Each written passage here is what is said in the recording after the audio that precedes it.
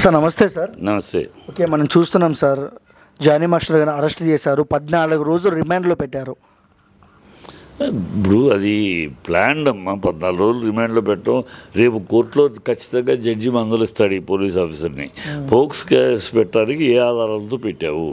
ఊరినే ఒక అమ్మాయి అన్న మాటన ఆధారంగా సర్కమ్స్టెన్షియల్ ఎవిడెన్స్ ఏమైనా గ్యాదర్ చేశారా?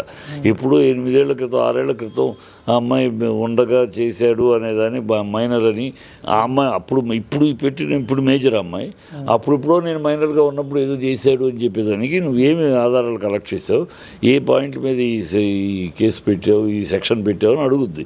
వాళ్ళు ఏ ఆధారం చెప్పలేరు. ఎందుకంటే పబ్లిక్లో షూటింగ్ స్పాట్లో చేసినట్టు 100 మంది ఉంటారు అక్కడ. 100 మంది ఉంటే ఒక్క మాట అమ్మ ఒక అరుపరిపినా బయటకు వచ్చి చెప్పినా ఎవరికైనా చెప్పచ్చు. ఆ రోజుల్లో భయపడ్డానన్న మాటకు అర్థం లేదు. ఎందుకంటే అప్పుడు జానీ మాస్టర్ ఇంత పెద్ద పొజిషన్ కాదు. ఆ టైంలో 2018, 19 ఆయన అప్పుడే బిగినింగ్, ఆయన one of the dance master అంతే. ఇప్పుడు ఈ 5 ఏళ్లలో బ్రహ్మాండంగా పెరిగాడు, అది వేరే విషయం. 5 ఏళ్ళలో 2 బ్రహ్మాండంగా పెరిగాడు. వాళ్ళ యూనియన్ లీడరు, ప్రెసిడెంట్ అన్నీ ఉండొచ్చు. కానీ అప్పుడు కాదు కదా, అప్పుడు భయపడ్డానంటే అర్థం లేదు కదా. ఇప్పుడు వచ్చావంటే అప్పుడు ఏమి ఆయన ఎన్నాళ్ళు ట్రావెల్ చేసి ఆయనతో ప్రయాణం చేసి ఇవన్నీ అడగాలి. అన్నాళ్ళు ప్రయాణం చేసి ఎన్నాళ్ళు ఆయనతో పెళ్లి దాకా కూడా వెళ్ళి ఆయనతోటి నువ్వు హీరోయిన్గా తను హీరోగా సినిమా కూడా ముహూర్తం చేసి ఇంత ప్రయాణం ఎలా చేశావు? నేను రేపు చేసిన వాడితోటి, నేను రేపు చేసిన వాడితో చేయి కట్టుకుని తిరిగి అతను హీరోయిన్గా యాక్ట్ చేయడం సిగ్గు సెర ఉండదా? మరి తిరిగావు ఎన్నాళ్ళు తిరిగావు, వాడుకున్నావు, ఉపయోగించుకున్నావు. మన అనేక వీడియోల్లో నాకు ఆయన దేవుడు ఆయనే నాకు లైఫ్ ఇచ్చింది, ఆయన లేకపోతే నేను వాళ్ళ ఈ పొజిషన్లో ఉంటాను ఎన్నో వీడియోలు చెప్పింది. ఏనాడు ఎక్కడా కూడా ఈ 5 ఏళ్లలో బాధపడుతూ కానీ ఒకరి దగ్గర చెప్పుకుంటాం కానీ నాకు ఆయనతో ఏమీ లేదు. ఆయన వెనకాల తిరిగి ఆయనతో సంపాదించుకుంది, ఆయనతో అన్ని సంపాదించుకుంది. ఇప్పుడు ఏదో ఎవరో వెనకాల ఇప్పుడు రిజెక్ట్ ఎవరో వెనకాల ఉండి ఈ గొయ్యి తవ్వుతున్నారు. ఇది డైరెక్ట్గా వరుస లిస్ట్ చూస్తూ ఉంటే పవన్ కళ్యాణ్ దగ్గర మనుషుల మీద వెళ్తుంది. సో ఇది అటాక్ స్ట్రైట్ కుట్ర, పవన్ మీద కుట్ర ఇది. అది అంటే మనం చూస్తున్నాం సార్, మనము నేషనల్ అవార్డు వచ్చిన జానీ మాస్టర్కి పాన్ ఇండియా లెవెల్లో ఏ సాంగ్ పట్టుకున్నా అక్కడ ఉన్న హీరోలు కూడా చాలా బాగా చేస్తున్నారు, కార్లు కూడా గిఫ్ట్ ఇస్తున్నారు. బట్ ఈ టైంలోనే జరగడం కారణం ఏంటంటారు? ముఖ్యంగా అని చెప్తాను కదా, మళ్ళీ అది వెనకాల బదలాం చేయాలి, తద్వారా పవన్ కళ్యాణ్ దెబ్బతిల్లి దీనికోసమే జరుగుతుంది.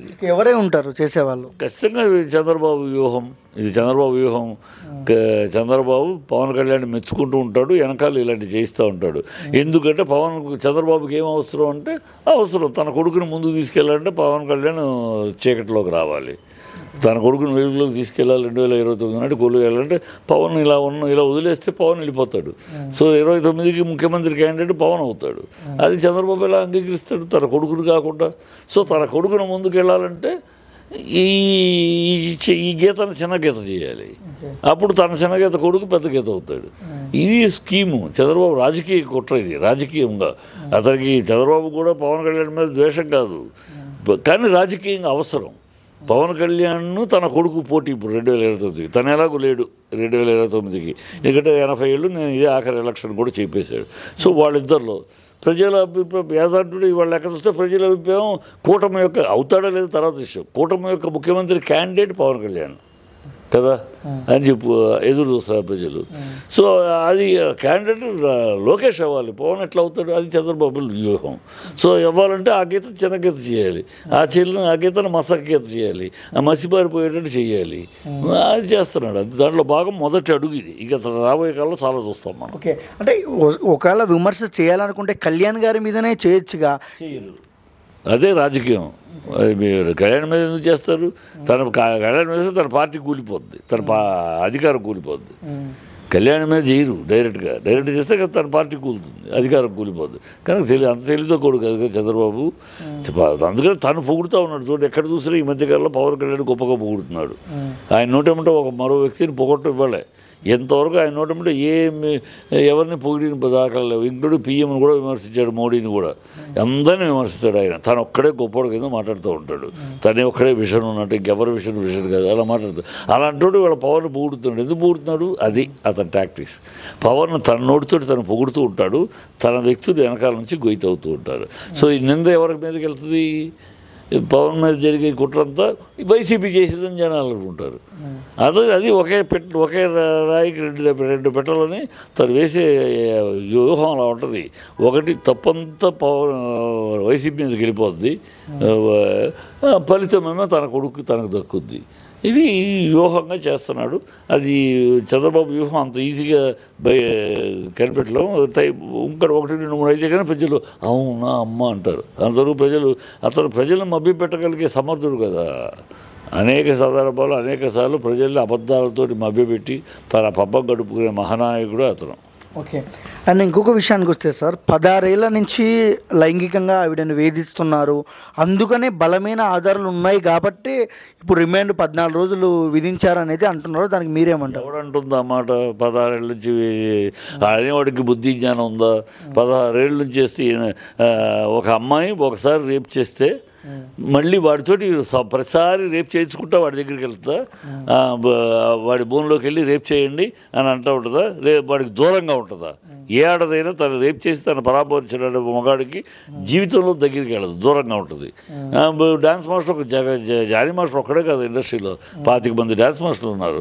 నువ్వు మిగతా ఎవరి దగ్గర వెళ్ళి పని చేయొచ్చు నీ టాలెంట్ ఉన్నప్పుడు. ఎవరి దగ్గరికి వెళ్ళావు మళ్ళీ జానీ మాస్టర్ దగ్గరే ఉంటావు, అక్కడే ఉంటావు. అక్కడ నీకు బాగా సంపద, బాగా డబ్బులు వస్తాయి, అన్నీ వస్తాయి. వాడుకున్నా ఇవాడు ఎవరి కోసమో పావుగా ఎవరి కోసమో ఈ ట్విస్ట్ ప్రేమించానంటో ఆ అమ్మాయితోటి నువ్వు విడాకులు ఇచ్చేసి జానీ మాస్టర్తో నేను బిడ్డలు కానాలి అని ఆ పెళ్ళంతో పోట్లాడతావు వెళ్ళి ఎన్ని మాట్లాడి. ఇప్పుడేమో చాలా చెత్త అమ్మాయి. తండ్రి లేడు, ఓన్లీ అమ్మకు నోరు లేదు, ఆవిడ చాలా ఇంట్లో ఉండదు. ఇది ఇష్టం వచ్చేట్టు బిహేవియర్. ఎవడో ఏమిస్తా అన్నాడో ఏంటో ఎందుకో. ఇప్పుడు ఇన్నాళ్ళు పవన్ కళ్యాణ్ మా నాన్న దగ్గర జానీ దగ్గర అనుభవించినట్టు జీవితాన్ని ఇంకేదో మంచి జీవితం ఇస్తా అన్నాడేమో, వాడి కోసం ఈ డ్రామా ఆడతాను నేను. ఓకే. మతం మార్చుకొని నన్ను పెళ్లి చేసుకో అండ్ అంటే ఉంది. మతం మార్చుకుంటాం అనేది ఈ దేశంలో ఏమీ కాన్స్టిట్యూషన్ ఇది కాదు. ఎవరైనా ఎప్పుడైనా రైట్ బర్త్, ఎవరైనా ఈ దేశంలో ఎవరైనా ఎప్పుడైనా వాళ్ళ విశ్వాసాలను మార్చుకోవచ్చు. అదేమీ నేరం కాదు, ఘోరం కాదు. దాన్ని లవ్ జిహాద్ అంటారు. బుద్ధి లేని వాళ్ళు వీళ్ళకి వేరే లవ్ జిహాద్కిను దీనికి సంబంధం ఉందా? లవ్ జిహాద్ అంటే బలవంతముగా తీసుకెళ్ళి చేసి ప్రేమించి తీసుకెళ్ళి పెళ్లి చేసుకుని చంపటం, లేదా ముస్లిమ్స్గా మార్చడం, బలవంతపు మార్పిడి. ఇక్కడ బలవంతం ఎక్కడుంది? మేమిద్దరం ప్రేమించుకున్నాం, మేము పెళ్లి చేసుకుంటాం, నువ్వు వెళ్ళిపో, నువ్వు వదిలేసాయని ఆయన పెళ్ళానంటే నువ్వు పెళ్లి చేసుకోలేవు నువ్వు, ఎందుకంటే మీ అదృష్టం ఉంటే నేనేం చేయలేను. ముస్లిం లా దీని ప్రకారం భార్య బతికోవడం కాకుండా ఇంకో పెళ్లి చేసుకోవచ్చు వాళ్ళకి. కనుక అతను ఆ చట్ట ప్రకారం నేనేం చేయలేను. కానీ నీకే ఇబ్బంది, ముస్లింగా మారకపోతే వాళ్ళ పెద్దవాళ్ళు ఒప్పుకోరు అంది. కనుక నువ్వు పెళ్లి చేసుకోవాలంటే ముస్లింగా మారు అంది. దీంట్లో బలవంతం ఎక్కడుంది? సలహా చెప్పింది, నిజాన్ని విషయం చెప్పింది, అంతే కదా. దాని బలవంతం అని అడ్డదిడ్డంగా మాట్లాడుతూ ఉంటారు.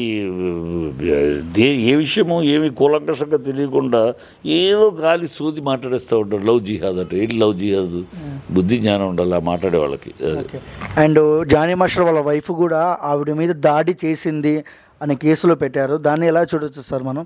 ఆధారాలు అయ్యి అన్ని పెట్టడానికి ఏమన్నా ఆరోపణలు. ఇప్పుడు ఎలా ఉంటుందంటే పోలీస్ స్టేషన్కి వెళ్ళి ఇప్పుడు ఆరోపణ, ఇప్పుడు నేను కూడా ఉదాహరణకు మాట చెప్తా. నేను వెళ్తాను, ఒక హీరోయిన్ నా దగ్గరికి వచ్చింది, ఇప్పుడు ఉన్న పెద్ద హీరోయిన్, అప్పుడు బిగినింగ్ డేస్లో నా దగ్గరికి వచ్చింది. సార్ నాకు పెద్ద హీరో మీకు పరిచయాలు ఉన్నాయి కదా, నాకు ఒక పెద్ద హీరోతోటి పలానా హీరోతోటి హీరోయిన్గా చేసే అవకాశం ఇప్పించండి, ఇప్పిస్తే మీరు ఎట్లా కావాలంటే అట్లాగూ, మీరు ఏ రూమ్కి రమ్మంటే ఆ రూమ్కి, ఏ గెస్ట్ హౌస్ రమ్మంటే ఆ గెస్ట్ హౌస్కి మీకు సర్వసుఖాలు అందిస్తాను అంది అని నేను చెప్తాను. ఇప్పుడు ఆ పేరు చెప్పి, అమ్మాయి పేరు చెప్పి ఇలా ఉందంటాను.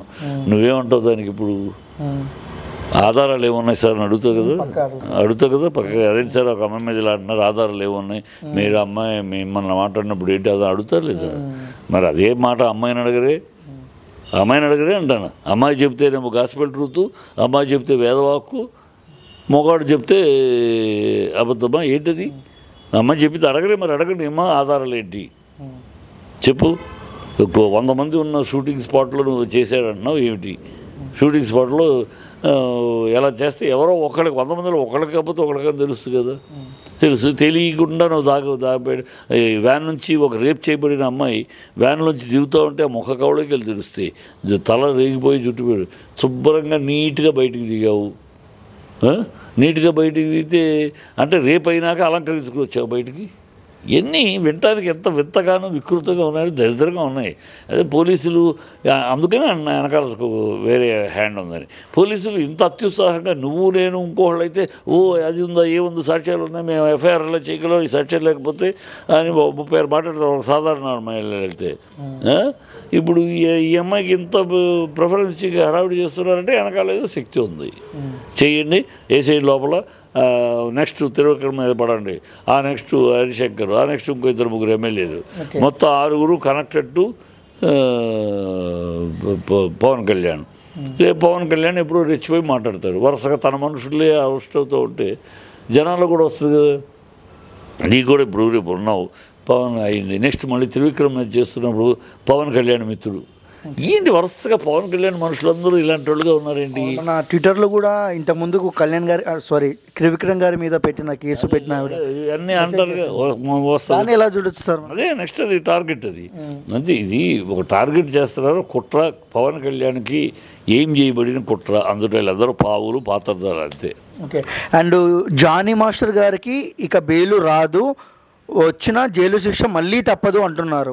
ఎవరు అనేది లేదు, చట్టాలు వీళ్ళ జడ్జిలా ఎవడో చట్టాలు ఉన్నాయి, ప్రూవ్ చేయాలి. రేపు ఈ ఆఫీసర్ ఎవడో ఈ పోక్స్ కేసుకి పెట్టిన ఆఫీసర్ని జడ్జి గారే బందలిస్తారు. అనేక సందర్భాలు జరిగినట్లు. ఏమి ఆధారం ఉంది? నీ ఇష్టానికి నువ్వు తోచినట్టు మీ ఇష్టం చట్టాన్ని ఇష్టం వచ్చినట్టు వాడతారని కూడా దుబ్బులు పెట్టింది అనేకసార్లు సుప్రీంకోర్టు, హైకోర్టు. మీరు ఇష్టం వచ్చినట్టు ఆధారాలు లేకుండా ఈ సెక్షన్ ఎలా పెట్టారు అంటే ఇప్పుడు అడుగుతారు. ఈ సెక్షన్ ఈ సెక్షన్ ఎట్లా పెట్టావు? ఫోక్స్ సెక్షన్ ఎందుకు పెట్టారు? ఆ సెక్షన్ 376 ఎందుకు పెట్టారు? దాంట్లో అయితే 41A నోటీస్ ఇవ్వకుండా అరెస్ట్ చేసేయచ్చు. మిగతాట్లో అయితే నువ్వు నోటీస్ ఇవ్వాలి, అతను ఎక్స్పెక్ట్ లాయర్ తోటి వస్తాడు, నువ్వు అరెస్ట్ చేయలేవు.